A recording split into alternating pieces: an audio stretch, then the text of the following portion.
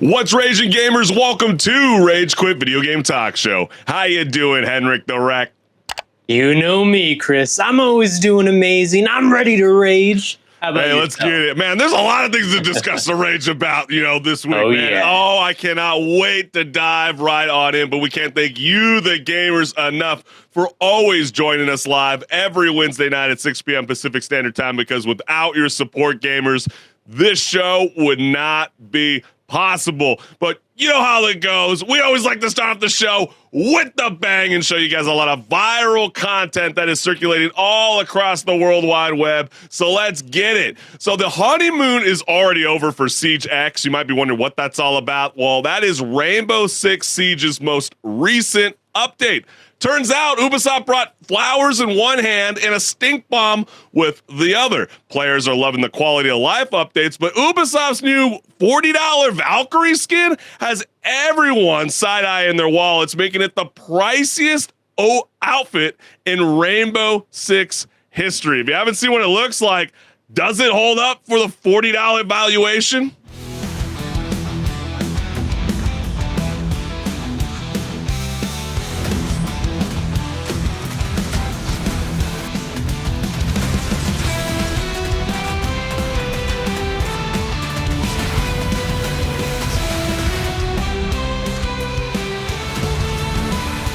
Yeah, that's cool, but $40 is cool.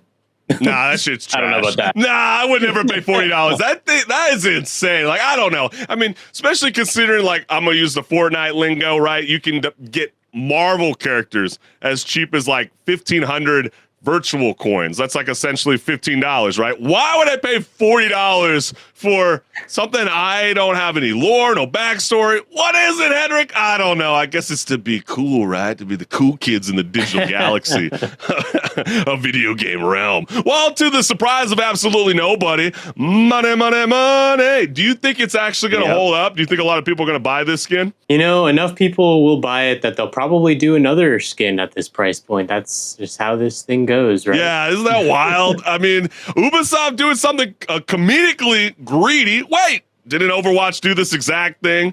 Go free to play, but jack up the price of the already expensive microtransactions to, quote, Yahtzee. Let's all laugh at the industry that never learns anything. I'm not sure you can really call this a microtransaction anymore, though. It's more like a macro transaction at this point. Yeah, and is that the same thing? I thought you still have to pay $20 to even get access. CJ's not free, right? I just probably should have done my homework before I jumped on, but you still have to buy. You still have to have the original game base first, right? I don't know, but someone correct this in the chat. And then, well, Ubisoft has been doing their best to ruin the game for half a decade. This time, they might just have to hit the nail on the head. So yeah, I mean, are you willing to be paying that amount of money? I kind of been arguing that games need to be valued at $40, not cosmetic skins. I did look it up just now. The game is free to play. There's different editions that cost more money. You know, the Elite Edition at $20 and the Ultimate at $40. But it is free to play on Steam. So. Okay, well, fair enough. I mean, they got to find some kind of way to pull in some revenue to keep Siege X intact, and maybe they got to pursue the esports world, because I don't know if that's going to be able to hold up for future years to come. $40 skins, that's wild. But all I know is that's money. That's right, Eric. We love it. Well, they love it, not us. But let's keep things moving. NBA superstar Kyrie Irving just force jumped into the gamer mode using his platform to beg EA for Star Wars Battlefront 3. I know everybody's been excited, watching that Andor. Such an excellent Disney Plus series. So with Kyrie Irving isn't crossing up defenders, he's crossing his fingers that Electronic Arts remembers how to make a sequel. So let's hear the Jedi plea. I'm telling you, I love this game because I want to have a big LAN competition with this, man. I want to play the best Battlefront 2 players in the world. I want them to make a Battlefront 3 already, bro. I'm ready for this shit to come out. I'm ready for GTA 6 to come out. I'm ready to game. They keep playing with my emotions. Yeah, I don't think that guy's a Jedi. That guy's a Sith Lord.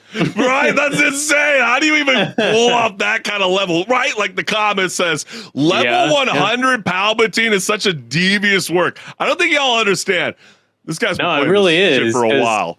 That is not a character that, at least in some of the game modes, you don't get to play Palpatine all the time. This guy probably pulls out Palpatine any chance he gets to. Well, it was like you were telling me before we even jumped on. You were like, man, I am kind of feeling that hype around Battlefront 2. Yeah, I bought the game at $5 on Steam. That's a deal. He's like, dude, I've been there since the beginning, level 100. And then, you telling me I could have been matched up against Kyrie Irving in Hero versus Villain? Absolutely. Absolutely, you could have been. But I wonder if he actually switches it up a little bit. Does he ever play a hero? A lot of the heroes do suck in that game. I'm not going to lie. You always want to be a villain when you're playing. Well, Battlefront 2. It's sometimes fun to be evil, Yeah, that's fair enough. Let it out in video games. And then Battlefront 2 is making a hella comeback right now. The developers already sent tweets out about a possibility of Battlefront 3 in the works in the future. Not really. They didn't. That's kind of a bit of a false statement. They were enthusiastic that people were jumping onto the hype train. But remember now, they got another Battlefield in the works. They really want you to join that first, and then if that becomes successful and everybody wants to carry on and support and they'll go the into studios. Talks with Disney and be like, hey guys, you wanna help us out with getting Battlefront 3 out there? Right. Really want it. Because unfortunately, I think the closest thing you're going to get to a Battlefront 3 is through the Fortnite universe. Everything tied with Disney and Fortnite. But then again, you do have another Disney Marvel legend right now. His name is Charlie Cox, and best known for beating up people as Daredevil. Well, now he's making waves as the voice of Gustav in Claire Obscure Expedition 33. We reviewed it this year in our segment Pause and Repeat, and we were floored. We absolutely thought it was amazing. Games of the year, if not the best of the game of the year. Easily. And it's definitely gonna hold up its own end of the bar when it comes to the Game of the Year nominees, and we can't wait to discuss that when it comes closer to the end of the year. But a surprise hit that's been review bombed with praise, the good kind, and his performance top tier. His response, I feel like a fraud, which is probably because he didn't have to fight anyone blindfolded this time. But let's go ahead and hear him humbly deny his greatness. And I don't mean to minimize it in any way, and it's so cool. Apparently the game is awesome. I'm not a gamer. I have no idea. I haven't played it. My agent asked me if I wanted to go and do a voiceover. I was in the studio for 4 hours maybe, and people keep saying how amazing it is and congratulations, and I feel like a total fraud. But I'm so thrilled for the company. I'm so thrilled that they did really well. Someone get this man in front of the screen with a controller and have him play that game. Have him see how he did. Yeah, it is really quite amazing to see, someone that is so used to being, an actor on screen, be able to bring that magic to the vocal booth and create a character that will live on to actually be in the works to become a movie. We already know that. So that'd be kind of wild if they end up working Charlie Cox back into the mix, or if they switch it up and want to go and find another young lad into the mix. But let's go ahead and dive right into the comments, because I'm sure they're going to be very, very on his, not on his side of opinion, right? Being like, I feel like a fraud, because they made the most out of those 4 hours. I absolutely agree. Over really 8.5 thousand hearts agreeing with that statement. Really did make the most of those 4 hours. I suppose this speaks to just how good of an actor he is. When playing it, he feels like he poured his soul into the character, when in reality it was just an afternoon. Bittersweet, really. I mean, isn't that quite remarkable, considering how, AI is definitely infiltrating the video game industry recently? We've talked about it with Alloy, and how that voiceover actress has been very concerned recently with how quick the production of AI voices can replicate them, and can they even be able to portray that human emotion? Well, shit, this guy pumped it out in 4 hours. Does anybody play that game? It's a pretty long game, And if he can nail it in a 4-hour session, I definitely feel like you should be supporting more of the talent, more of the creatives, more than anything. FAI for now. And last, if it only took 4 hours, it means he nailed most of his lines on the first try. Dude is being humble as F. Yeah, It's true.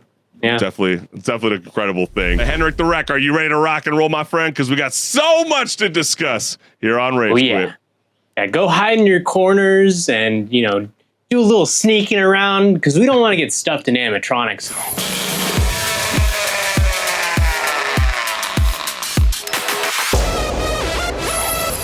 Hey everyone, this is Pause or Repeat. Here we figure out whether a game is really worth your time and money. Today's game is Five Nights at Freddy's Secret of the Mimic.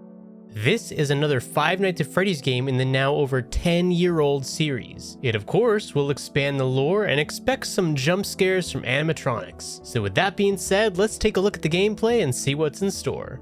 The gameplay of Secret of the Mimic is similar to the previous title, Security Breach, in that you are not stuck in one room like the originals. Instead, you are tasked with going through a factory filled with animatronics. The catch? There is a rampaging, murderous endoskeleton roaming about that can take the form of any animatronic in the building. The goal of this, of course, is to keep you on edge, always wondering which one will come alive and chase after you. Expect to be sneaking around them while doing puzzles or finding access to the way forward. There's also plenty of jump scare potential in the game, and even some moments where you will have to think on your feet and run away as you're being chased. So pretty standard affair for a survival horror game where you don't have any weapons to fight back with. But how is the story? After all, Five Nights at Freddy's has historically had some deep lore behind it. The story of Secret of the Mimic follows a technician working for Fazbear Entertainment. His name is Arnold, and he is already severely sleep deprived from previous shifts. However, Fazbear Entertainment being the dystopian company they are, they send him on one more shift. This shift leads him to Murray's Costume Manor, owned by currently missing Edwin Murray. Your goal? Retrieve the schematics of the prototype endoskeleton called the Mimic, all while evading said murderous mimic. Survival is not guaranteed by Fazbear Entertainment as one could imagine. But now the question still stands. Pause or repeat? All right, Chris, I know you're such a huge Five Nights at Freddy's fan after that movie, but did this game entice you at all when you heard about the premise? Yeah, I mean, honestly, it's something that, you know, they haven't really explored much when it comes to the character of the Mimic. I think it is a very fascinating, really cool lore that Five Nights at Freddy hasn't really explored too often. And I think that's why it was kind of a nice addition for them to kind of leave what we know and welcome in, you know, Murray's Costume Manor, where the only thing more terrifying than the decor is the corporate negligence.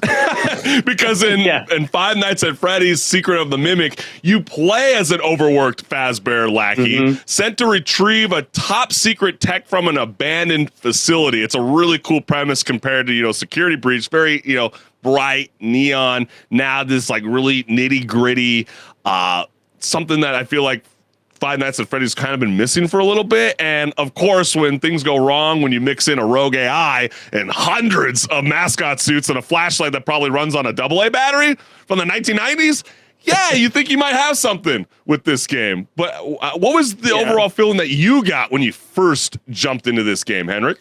Well, just a side note about that corporate negligence. It's so funny, the conversations you have with dispatch.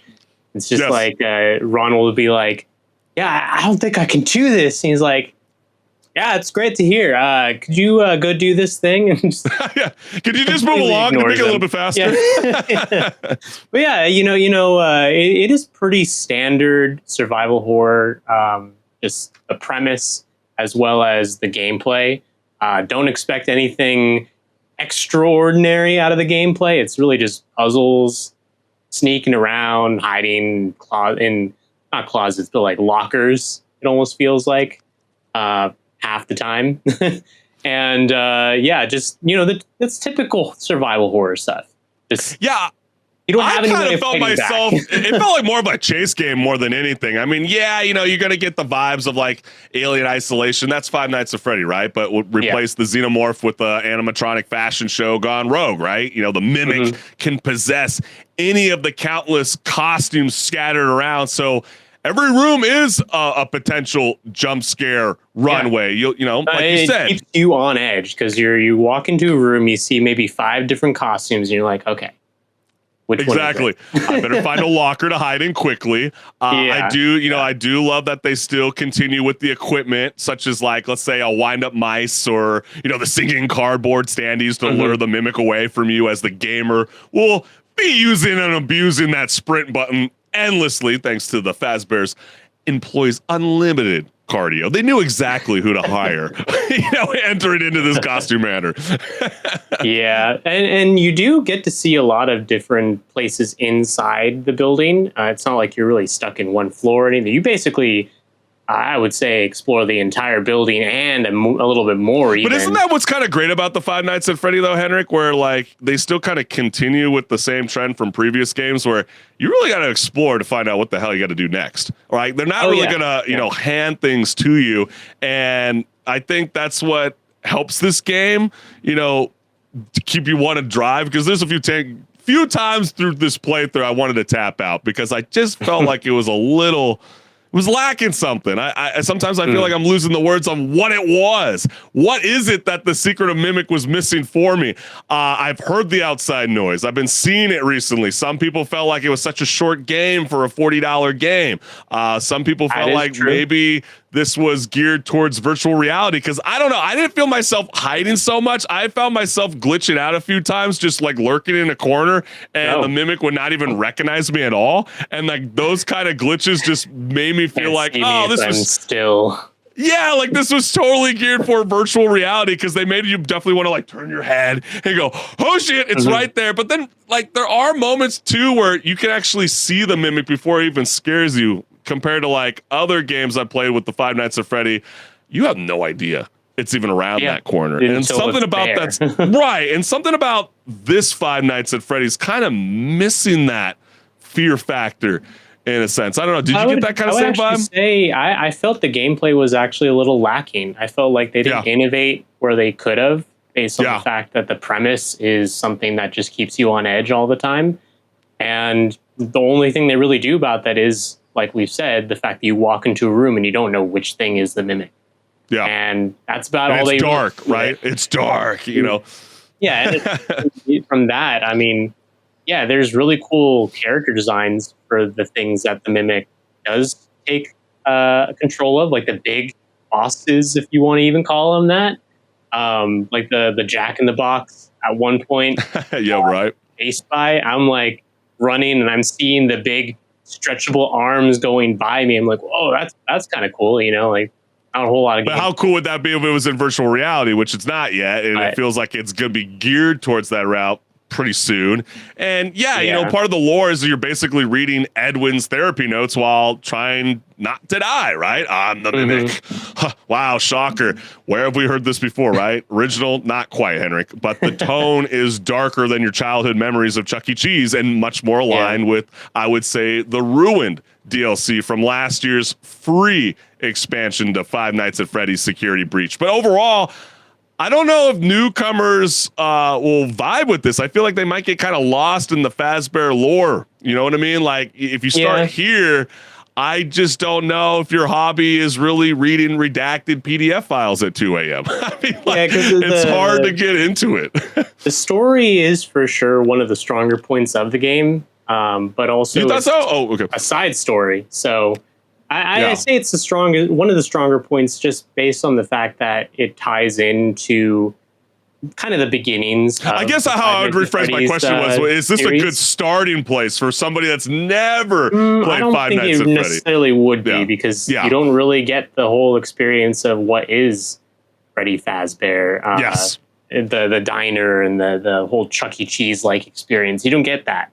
You get just a side story instead, and it's kind of not the most, not the best place to introduce all the characters that people come to know of and think of when you think Five Nights at Freddy's. Okay, at least you're being honest with yourself, Henry. Because I was about to say, am I about to hear a Five Nights at Freddy movie fan try to convince me, like, no, this is like the best thing ever? No, to me, I don't really think so. I mean, yeah, fans of the franchise are sure going to be into it, sure. But for anyone new, it's like being thrown into the middle of a slasher flick without knowing who the killer, the victim, or the directors is. So this, I wouldn't recommend this being the starting place, but there is this kind of like 1980s gritty aesthetic as a whole mood throughout the game. It's got that retro horror charm, like a VHS tape you shouldn't be watching, but you do it anyways because you're already like 3 jump scares deep. So I think, you know, the costume manner is detailed, immersive. Yeah, you're going to feel that vibe, but it does feel like in the end, Henrik,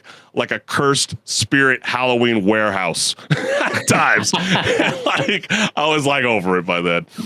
Is it going to go away after Halloween? is it will. In that Yeah, same like manner. people are gonna. I, as much as I like Five Nights at Freddy video games, I feel like people are gonna forget about this game by Halloween. They're gonna be like more excited about Fazbear entering Dead by Daylight than playing The Secrets of the Mimic. Like, yeah, it does a lot of right things with the atmosphere. Some things all right with the stealth, and scares wasn't quite there for me, Henrik, I would say.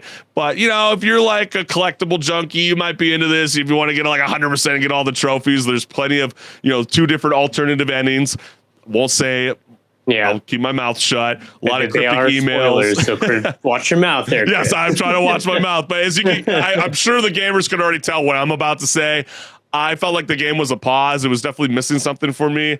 It's not horrible. It's just, for a game that you can play relatively quick for $40, and I'm thinking about Helldivers 2, I think I'd wait until this game goes on sale before I'd jump on it at the moment. But then again, what's the verdict for you, Henrik? Yeah, if you're a Five Nights at Freddy's super fan, you probably will love this game.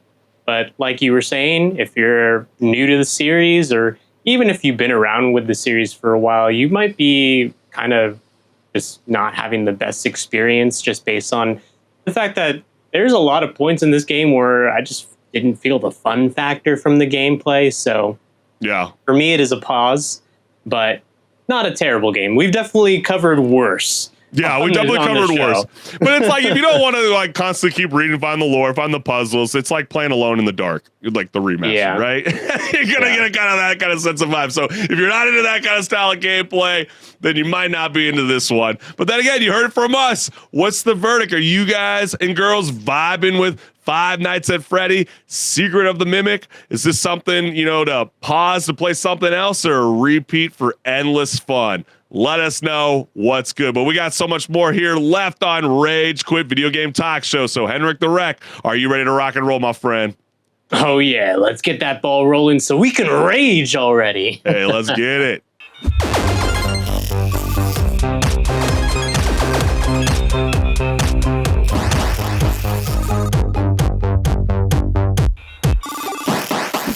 What's good, listeners? Welcome to Patch Notes, where my co-host Henrik the Wreck and I discuss gaming news, industry talk, and so much more. Let's get it. So, Dutch PlayStation gamers have officially hit Rage Quit, filing a class action lawsuit against Sony over what they're calling the Sony tax. According to the... Real quick, yes. Isn't that a thing with like all the big publishers? Maybe not Xbox, but like, I've heard the same thing said about the Nintendo tax.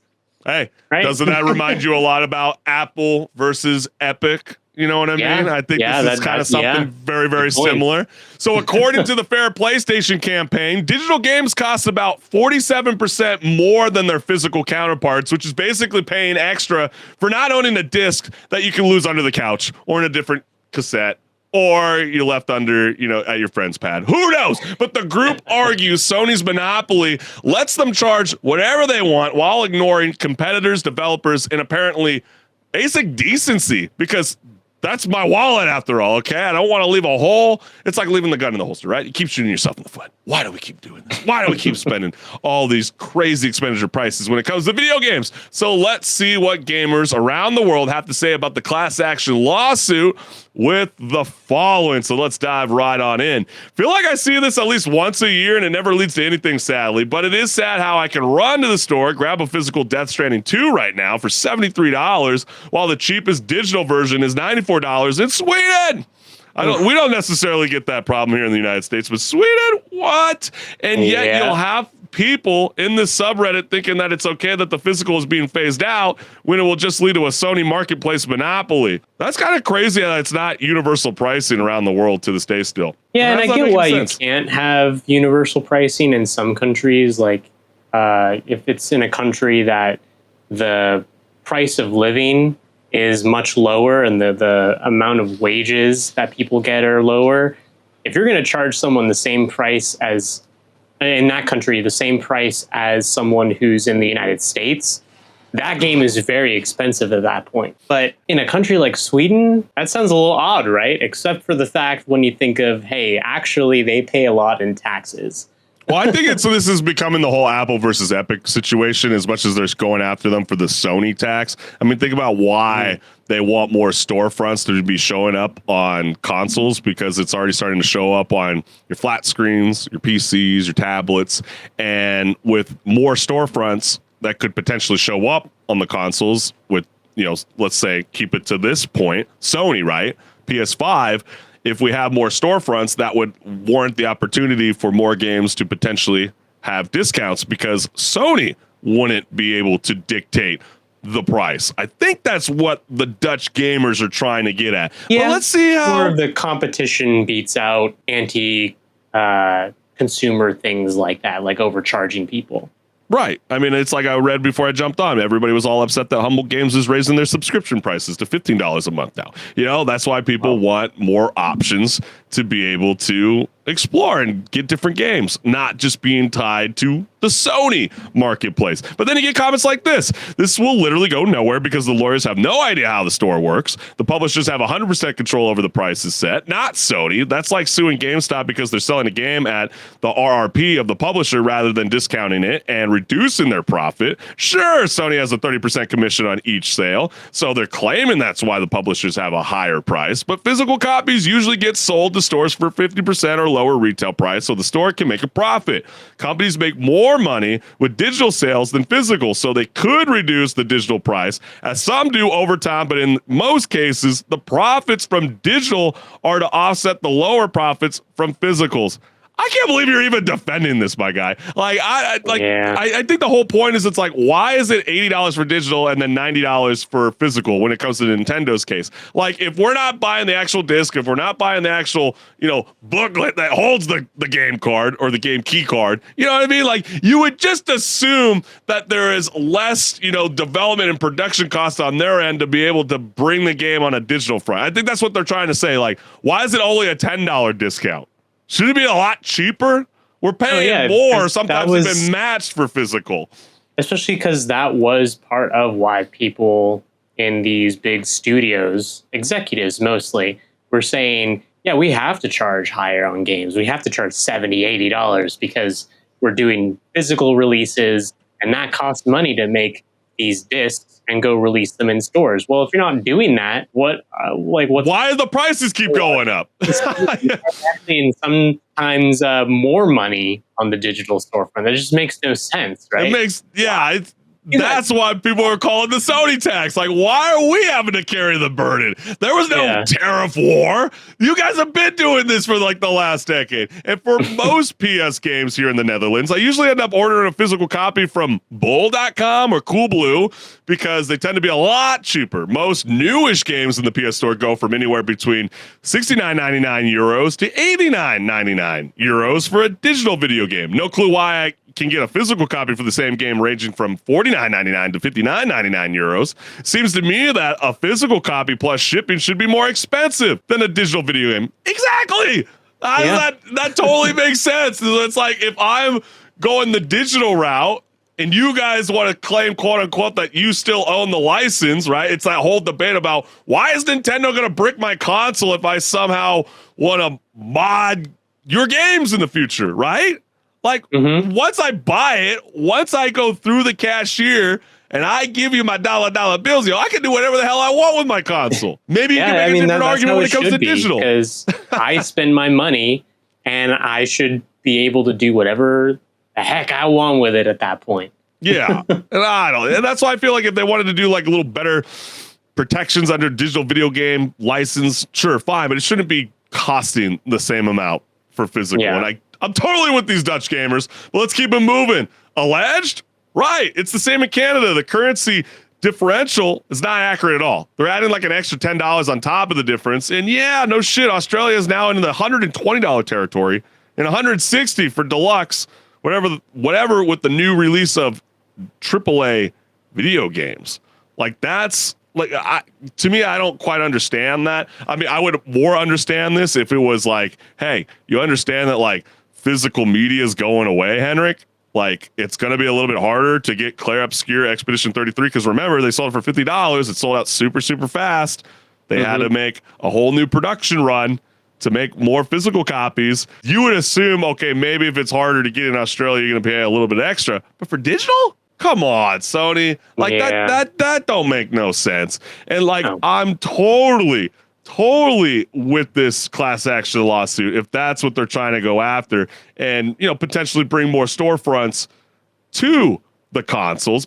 The first legal hearing is scheduled for later in 2025. Ultimately, the Consumer Action Group hopes that the Dutch court will uphold their claims and force Sony to open the sale of digital PlayStation content for other providers. Okay, either this is incredibly badly worded or they ask it for something that doesn't make any sense. Digital PlayStation content will only be Sony stuff, and they are not going to be selling it any cheaper to other providers for those other providers to then be able to offer them cheaper. But if it is a similar suit to what Epic did with Apple, then Sony would have to allow other providers to offer non-Sony, non-PlayStation content on their store, which would then force Sony to lower prices or at least compete on price because the customers would be able to choose between the expensive Sony stuff and cheaper, quote unquote, others stuff.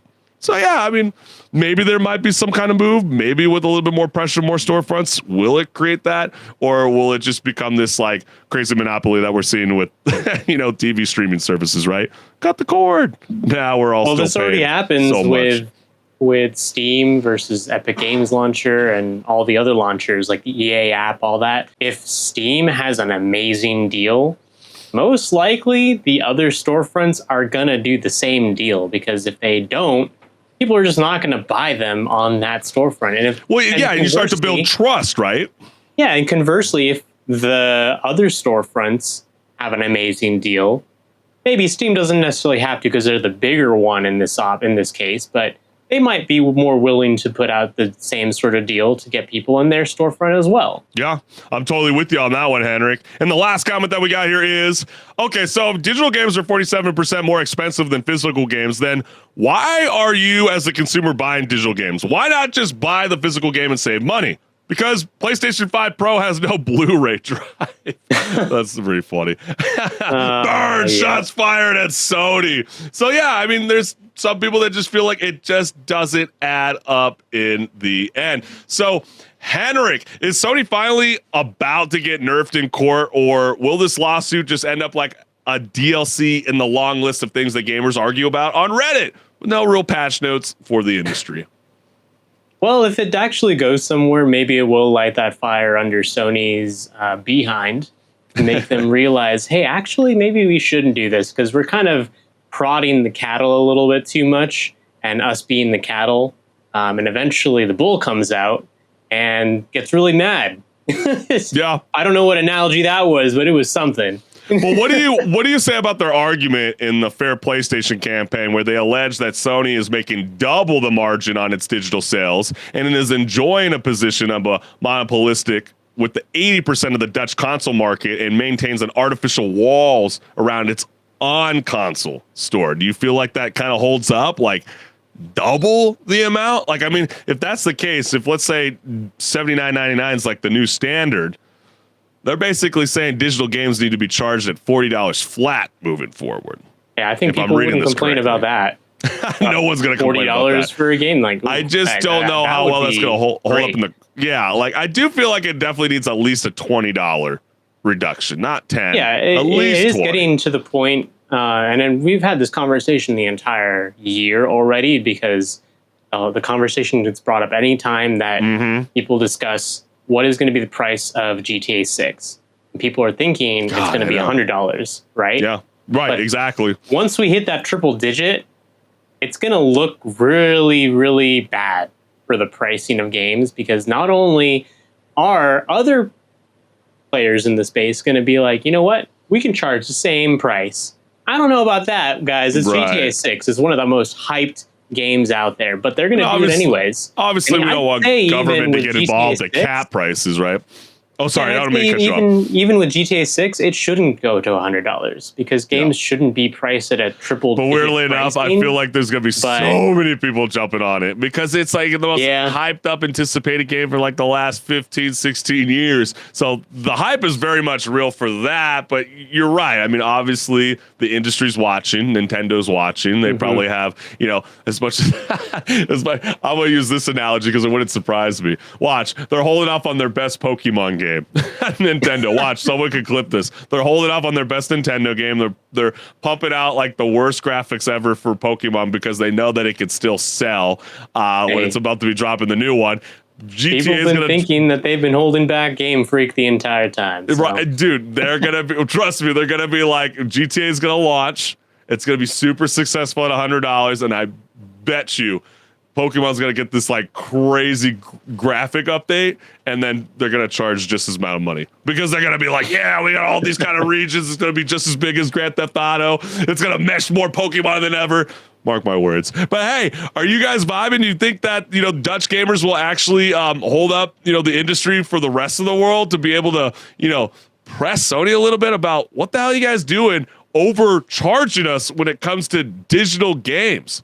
Let us know what's good. But let's continue to let the cheese roll down the down the hill, baby. Let's get it. I know you've been chasing it. What is that analogy? I don't know. I was trying to think about what. Have you ever seen when iShowSpeed was trying to chase that cheese down a hill? Where are those crazy mother effers be doing that? In Europe somewhere. Yeah. I was trying to do that analogy. I was trying to get cute. Okay, don't make fun of me. All right. I'm gonna pass this time. I'm gonna tell the chat to get in on you. Hey, help your boy out, Cloud Henry. Anyways, after nearly 24 years at the helm, Robin Dark One Scott has handed over the keys to Nexus mods like a dad selling his vintage car to someone named Chosen. Oh no, with flames on their license plate. You don't put bumper stickers on a Ferrari. Oh no. Well, now the modding community isn't exactly rolling out the welcome mat, worried that Chosen's first quest involves monetizing everything but the pause button. So let's go ahead and dive into those comments because there's tons of chaos. Yeah, a lot of people are definitely freaking out about this move. 24 years is a long time with ownership. It is, yeah. And, well, here's hoping that this isn't the beginning of the end. I'm sure this won't be good by any measure, though, with a follow-up comment that reads, maybe it's time for the community to do their own backup movement just in case. And, I mean, isn't that kind of the same argument? There's always been competing sites to Nexus mods. It's the biggest one everyone uses. So I know maybe this might be the opportunity for those other sites to come in and be like, hey, we know you guys don't like the change of ownership, but we got mods over here too. Come look at us. I know. I don't know why. It just made me think of like you all the time, always trying to convince me. It's like, I know you've been a part of that Apple family for so long, but come join. I know you think you're the hero, but you're really the villain. Come join me. Join us. Now introducing creator enrichment plans, allowing mods to be changed for AI a cart. Alternatively, you could save by subscribing to our quote unquote new monthly plan. Can't wait to pirate mods with my pirated games. Yeah, I mean, that's kind of where people are fearing a little bit in a sense. And then, damn, I wonder if those lifetime subscriptions are safe. Always regretted not getting one. And then one of my best purchases, I'll be pissed if it goes away. Well, it's like that long-standing joke, right? You ever seen that photo where the guy's like, yeah, I've locked in 100 years on my PlayStation Plus Premium. Like, nobody ever reads the fine print on the terms and conditions. Sony can literally cancel that whole service, rename it something else, launch it with video games and movies in the same hub, and you're screwed. Yeah. All that could change tomorrow, and what is it now? Probably like 99 years is just gone. Yeah. That's why it really raises questions about this aggressive monetization. Will Nexus mods be joining along with that? Can the ads hold up on their websites to be able to pay for the website on a monthly basis? And then they're gonna put popular mods behind a paywall, aren't they? And then Pirate Nation's clearly saying probably. Do you feel like that's going to be the case? Because I know I'm not crazy about mods. I know you love this. This is your field, Henrik.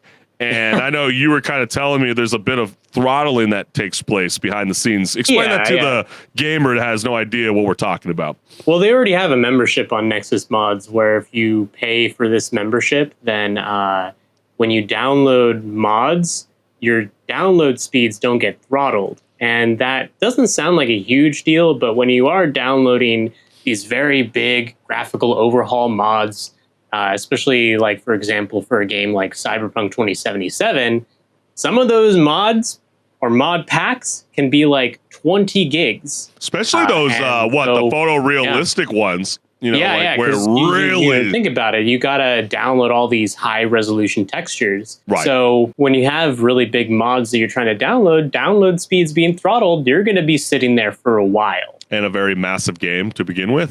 Yes. It's a very good point. And I think, they will have to find something to be able to keep the website afloat. And that the only thing about this comment, though, is I feel like they probably won't put them behind a paywall just based on the fact that, think about it, how are you going to get away legally with that? That you're putting mods, which are modifications to an IP that you don't own, behind some sort of monetization. Wouldn't you think that they can technically own it once you actually, bring your mod to their website? I'm sure they have some kind of terms of service where they can be able to uphold any kind of creative and be like, I mean, I'm not a lawyer. I could be wrong. Yeah. Neither are you, obviously. No. We're both not lawyers. Hey, come on, man. We're just speculating here. We're just talking. But I mean, I'm just saying, we're not lawyers here. But at the same time, I would actually wager to say that mods technically would be owned by the holder of the IP more than anything else. Well, it just makes me kind of think about, why did Bethesda start embracing mods and start bringing that library in game? You know what I mean? Like, it feels like studios are starting to realize, like, if we can get a little bit more control with the modding community, then we can outpush all these people, and then we can kind of, lock it in a sense where you have to go through us instead of. See, they messed up on that, because I know what you're talking about. You're talking about the creator program that they were doing, like the creator mods. And people did not like those mods because they monetized them. Right. And so the modding community and mods in general, it's really frowned upon to charge people for mods. So well, we never thought they would be able to patent a video game mechanic. So never say never when it comes to monetizing a mod. Right, exactly. And then it can't get worse. It already is a shit show of inconsistently applied woke modernization, and you need to subscribe if you want to download a big file size mods. This is either neutral or positive. Okay, there's people that get upset, that there's I don't know, Stellar Blade. Do I have to say any more, chat? That would be kind of the thing where, people want to, explore the physique of a woman's body.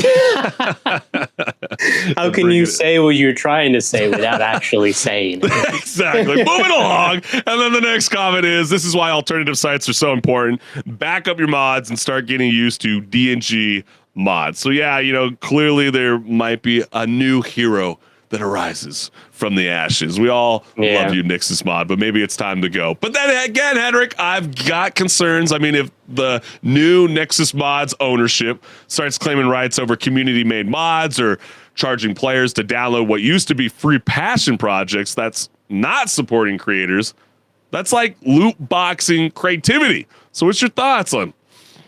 Well, if it does that, that'll just be the end of the website, honestly, because based on what I can see from the overall modding community's reactions to even just small time mods trying to charge people, it'll be, one of those things where there's a big exodus from this website to another one, like maybe WeMod instead, or Banana Mods. Those are a couple that I know of off the top of my head. Right. And it would probably also open them up to some legal action from the game owners themselves, which I don't think that they want to get involved with, because. But don't you feel like Nexus mods might want to, like, I don't know. I feel like I'm curious on what you're going to say about this, because, when I think about the modding community, is there still enough support there where, the modding community will continue to just do this for free, or will Nexus mod kind of turn into like a Fiverr.com and try to convince these creators to join them and start to, patch some of their stuff under a monetization plan. And, that's how they can, quote unquote, we're here to support you. This is your hub to be able to, explore and make a revenue, like tiny little passive income. I see what you're saying is like hey, get paid to do your passion sort of thing. Yeah, but yeah, I just don't see that flying personally, based on the historical context of mods have always been free, and that's always been the perception of them, is that if I get a game, like say if I buy Skyrim, one of the most modded games out there, the value of it on PC is not, just the base game is all I have. No, I have the whole library of mods on Nexus Mods or any other mod website, and I don't have to pay for any of them unless I want to pay for the rare ones out there that are actually paid. And even those probably are not really downloaded as often, just because of the fact that they are paid mods. And they're usually locked behind like a Patreon wall or something anyways. And in that case, the revenue is going directly to the creator, not through the medium of a website.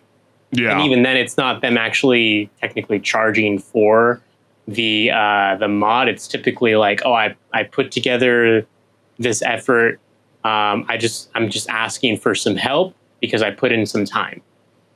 That's basically a donation. And on a final note around this topic of conversation, Henrik, I start to think about, the reports that Robin Dark One Scott has indicated that he will remain with Nexus Mods in some capacity while guiding the overall direction of the site. Why does this remind me a lot about the new ownership of the Los Angeles Lakers? Like, hey, Jeannie Buss has some kind of room in the front office. You don't think they can't wait to kick her ass out of that front office? You know what I mean? Like, I'm pretty sure that Dodgers owner wants to kind of move in full swing, and it's like, honey, gal, love you. You and the 5 siblings go and take allocate your billions and move along. You know what I mean? Like, get some new blood in there. Yeah, like show us the way of the ropes, and then hasta la vista, baby. Like, I just feel like with the new owner chosen, which is ran by 3 other individuals under that name, I just feel like I don't know. I don't have very much high hope. But then again, we want to know from you, the gamers. Do you feel like Nexus Mods will be safe for now, and it will continue to be free, with a little bit of throttle, that if you want to pay a little bit extra, you can speed up that downloading speed? Or do you feel like they're going to be in a world of hurt and they're going to have to start pushing for a more aggressive stance when it comes to monetizing on mods that really the creators made this website so special for almost a quarter of a century? Let us know what's good. But hey, let's keep things moving, because the Nintendo Switch just broke records. Obviously, we've been covering this for the last couple weeks, that they have shipped over 3.5 million units faster than Mario dodges banana peels. Yeah, I know, it's crazy. And despite the $80 price tag on Mario Kart World making wallets cry, people are still buying it despite the price tag punching wallets in the face. But here's the twist. Early reports say that folks aren't exactly rushing to play third-party games on it, even though launch day featured big names like Cyberpunk 2077, Hogwarts Legacy, and Civilization 7. So it turns out gamers might be holding off on buying ports they already own, or maybe they're just too busy on trying to unlock a cosmetic for Waluigi in 4K. Who knows? But yeah, I know. So gamers around the world react to the news with the following. So let's go ahead and dive right on in. So the first comment that reads, all these years, old games are available elsewhere for massive discounts while they are sold as premium on Switch 2. Cyberpunk 2077 goes for $100 in Canadian currency on Switch 2. I got it earlier this year on Steam for $35 Canadian. Yeah, how does that really add up? You would, again, think that these games would not be charged at full price. Like, what were they thinking? Yeah, these ports, they're probably going to thrive more when they go on sale, if they go on sale, because Nintendo does not like putting things on sale, but these are not Nintendo games. And where were the third-party developers to not align their games to be a little bit closer with the launch? Or maybe Nintendo wasn't clear with their intention. Maybe they released the console earlier than they had told the rest of the the gaming community. Part of me feels like that, Henrik. No, or is this was it a smart move to just pump it out with the Mario Kart, knowing that they knew most of the focus would be revolving around that flagship game. Yeah, I mean, it's always a weird time frame, like at the very beginning of a console's life cycle, where it doesn't feel like there's a whole lot of value necessarily. Games haven't come out for it just yet, but I know they're definitely banking on the end of the year, like the holidays, where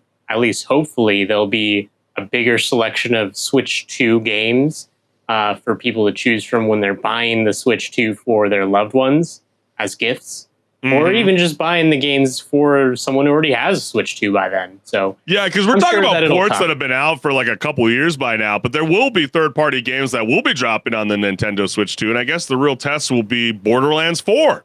Will Borderlands 4 be a success? Obviously, we know reports that Call of Duty has signed a 10-year agreement to be a part of the Nintendo world, and will gamers embrace that?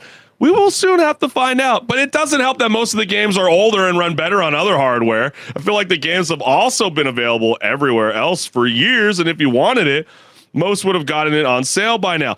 I understand why this might be successful, Henrik. You wanted to use that joystick. You wanted to use that Nintendo mouse. You wanted to alternate your gameplay skills. You know, you didn't want to be locked to the console grid. You didn't want to be locked to that controller. So you found that this is a nice alternative to switch my sense of gameplay when my hands start to hurt. Is that what was going on? You sure about that? Because I haven't bought a Switch 2 yet. I know, you're like, I ain't playing on it anytime soon. And then they didn't want to spend $70 on a shit version of an old game that regularly sells for $20 on Steam. Surprise, Pikachu face. But seriously, we buy Nintendo consoles for Nintendo games. That's it. So like every game is going to be valued at $80 or $50. You know, like obviously Donkey Kong Bonanza is the next big game that everybody's like really looking forward to. But that's a first party game. What will be that game that really excels or exceeds moving forward? We're going to soon have to find out. It's going to get really interesting. Maybe it might be From Software. Yeah, I was going to say probably From Software's Duskbloods. That'll be the game.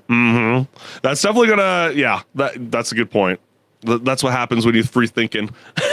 You know, you start thinking of those kind of style of games. But then also when your games are available elsewhere, people won't double dip unless you offer something exclusive on Switch 2 or similar. And I think that's a good point. There's not really much of a draw to kind of pull you in. And a follow-up comment that reads exactly like, while it is a technical feat that Cyberpunk is running on mobile hardware, why should I get a copy when I already have it on the PC? I got a Switch 2 primarily for the exclusives coming. If there is a game coming out that is going to be available on PC, but will run decent on Switch 2, then maybe I'll pick it up like the upcoming Tony Hawk Pro Skater 3 and 4, which is kind of funny that they're saying that because the first time I played Tony Hawk Pro Skater 4 was on the Nintendo 64. And now we're considering that a third-party game, chat. That is crazy. And then because of the same damn games everyone has already bought twice, I bought Skyrim 6 times, so I'm doing it like a 7th time. Damn you, Todd Howard. And then you the last with it again. I know, you bastito. And then the last comment. What's more, many of the titles are using game key cards, which require users to download the game once they put in the cartridge. This has proven unpopular amongst the core audiences who appreciate the plug-and-play nature of Nintendo Switch. It's noteworthy that Cyberpunk 2077, the one third-party game that has done reasonable numbers, runs off the cartridge and doesn't require a download. With the follow-up comment that reads, truth. Not only does it suck to not truly own the game, if I ever fill up the memory on the already pathetic amount they give you, I have to go through the process of deciding what to delete and then download. You know, to be fair to Switch 2, that's a problem on a lot of consoles.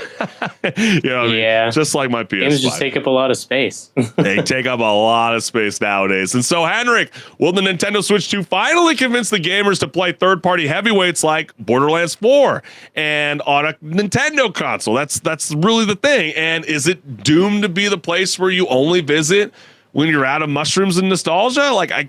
That's something I know that a lot of third-party studios are kind of like, you know, because, we know that there's been commitment from EA, Take-Two, Microsoft, just to name a few that are committed to support the platform. But if the numbers aren't showing, why would they continue to push along? is it only because it's, oh, we can get our game out to more faces in the world? What's your thoughts? Yeah, that's always the interesting conversation when it comes to the Nintendo consoles, because I'm not someone who typically would want to, for example, play a big AAA game like Borderlands 4 on a Nintendo Switch when I could easily play that on my computer, which I know is going to be a better experience just inherently based off the hardware. And I'm sure you could say the same thing about a Nintendo Switch versus a PlayStation 5, let alone even a PlayStation 5 Pro. The same game is going to look better on those just based inherently on the fact that it's a more powerful console than the Switch 2 is. The benefit is, obviously, you can play the Switch 2 on the go, but how many people are going to always enjoy playing every game on the go and see that as the big selling point for a AAA game, right? That's the whole argument. Yeah, I think so too, and I think also it's the really puts like a spotlight on Nintendo too, to be like, how long will this nostalgia hold up? Yeah, you got the theme parks now. Yeah, you got the Switch 2 out now. But will people continue? I mean, yeah, we saw, with Tears of the Kingdom, there was a lot of people that raced to get a Switch just to play that one game. So yeah, that is very much a real thing. We also want to highlight some pretty amazing stats that have came out because of this whole, not performing as well when it comes to third-party releases. Like, just look at the top bullet point. 62% of the Switch 2 physical game sales in the US on launch week were from first-party games. But look at the bullet point, that says 86% of Switch 2 physical game sales in the UK launch week were from first-party games, including the Mario Kart World bundle. So I feel like that speaks volumes to where Nintendo still can hold on to that hype, but it's just going to be interesting to see whether that train continues. I mean, obviously, Microsoft's been kind of hyping up a little bit. I think it's going to drop sooner than later. Halo, Combat Evolved, potentially coming to the PlayStation, potentially coming to Nintendo. That might be another real test to see like whether gamers are actually going to embrace a Microsoft product that we would have never thought 20 years ago would come to Nintendo one day, and will it sell well on the Nintendo console? That is for us to wait and see and find out. But other than that, do you think Nintendo Switch 2 will make a bounce back once Borderlands 4 drops? Will it have a successful sale? Will it be the #1 provider for that game? Or is there another example that you guys can think of that we're not thinking about at this present moment on Rage Quit Video Game Talk Show? Let us know what's good. But let's end the show with some fun, Henrik. I know Reddit's always cooking up, so let's go ahead and jump right on in. Reddit is back at it again with a thread hotter than a PS4 after 12 hours of Elden Ring. Because this time, a gamer asked the question, what video game mechanic blew your mind? And we're not talking wrenches and all that sort of mechanic. We're talking swinging. We're talking time travel, things like that, So cue the flood of nostalgia as players passionately relive the first time they dual wielded. That was an amazing feature to have Halo 2 all of a sudden. Wall ran. Hello, Titanfall fans. Right. Or realized they could crouch and suddenly avoid 90% of enemy fire. So let's go ahead and look at those comments. Yeah, let's dive right on in. So the first one that we got here is save files. You have no idea how stressful it was knowing you had to complete an entire game in one go inside a household that had limited TV time or just one TV. Having a notebook full of codes and written notes to guide me through Jurassic Park on the Super Nintendo, etc. Then I got a Link to the Past, and being able to save was literally game changing. Oh man. It is always a throwback whenever you go play a game from the NES era or the SNES era, like the first Metroid game. And yeah, there's no way to save. You're just like, what?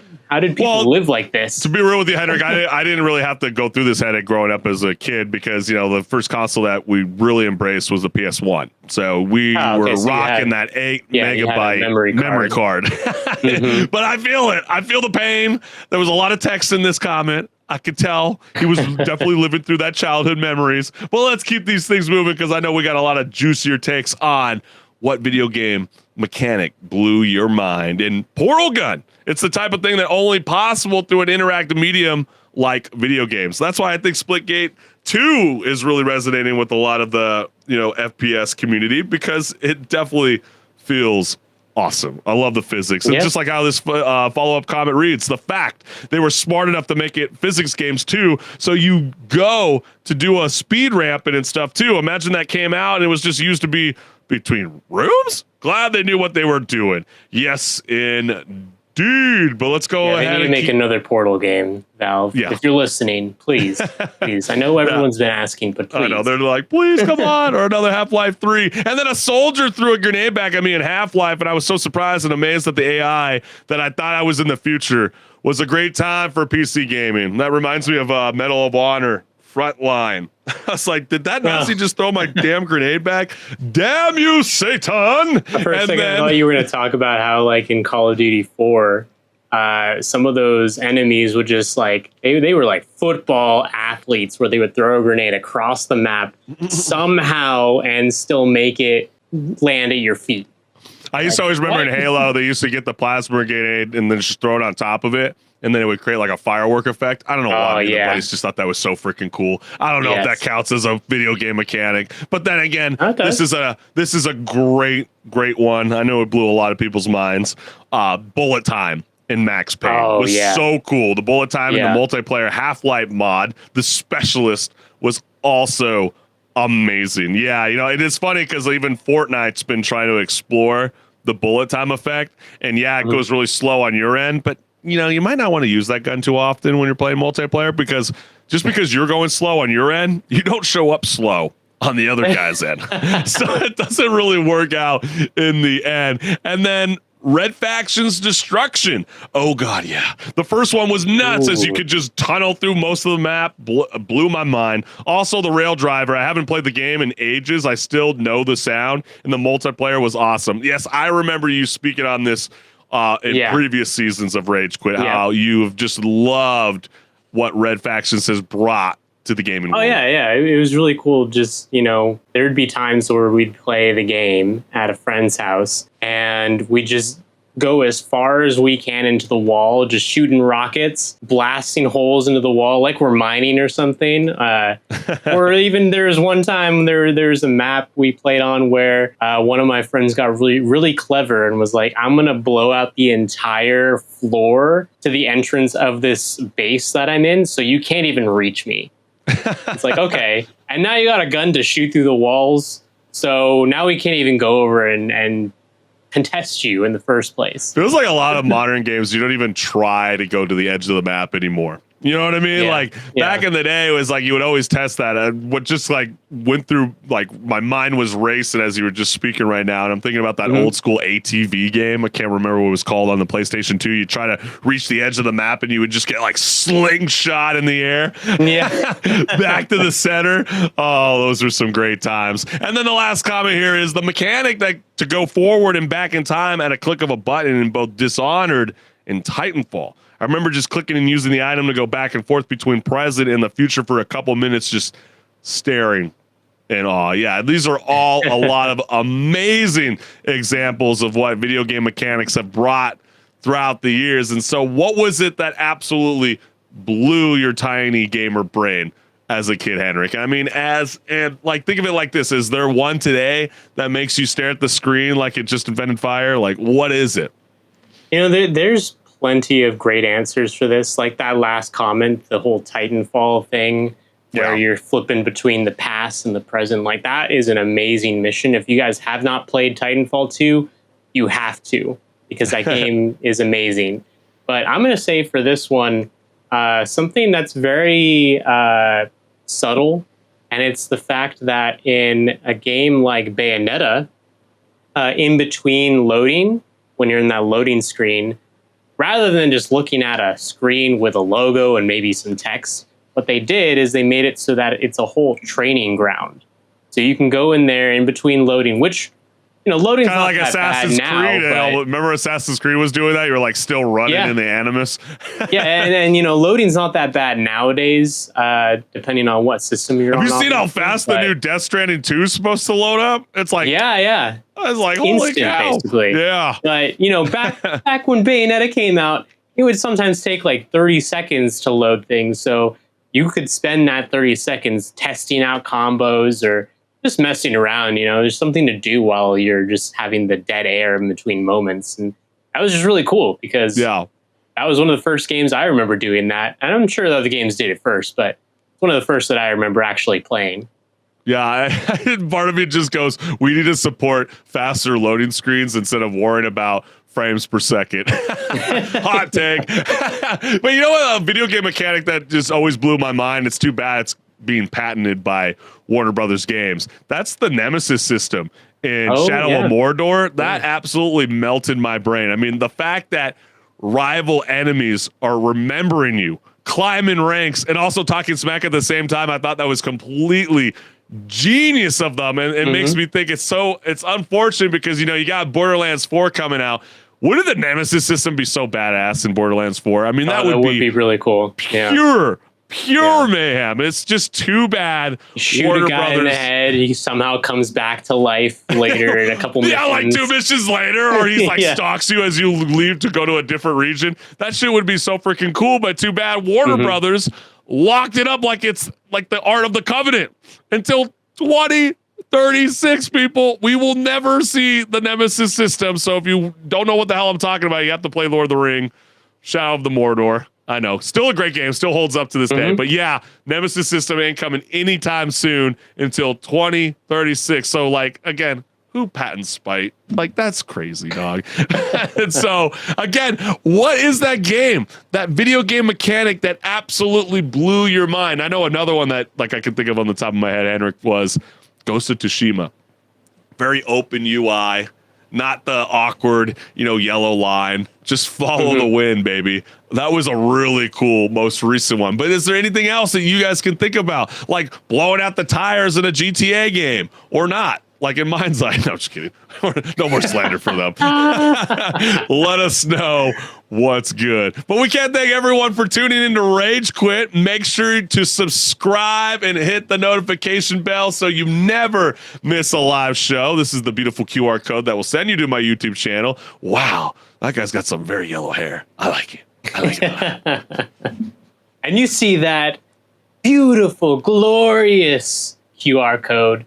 Bask in its glory and then scan it right afterwards because it goes to my YouTube channel where there's tons of awesome content of all different genres just waiting to be watched. So go leave some comments so I can respond to you guys. Hell yeah. We will see you all next week at 6 p.m. Pacific Standard Time, live every Wednesday night for Rage Quit Video Game Talk Show. See you soon, fam. All right, see ya.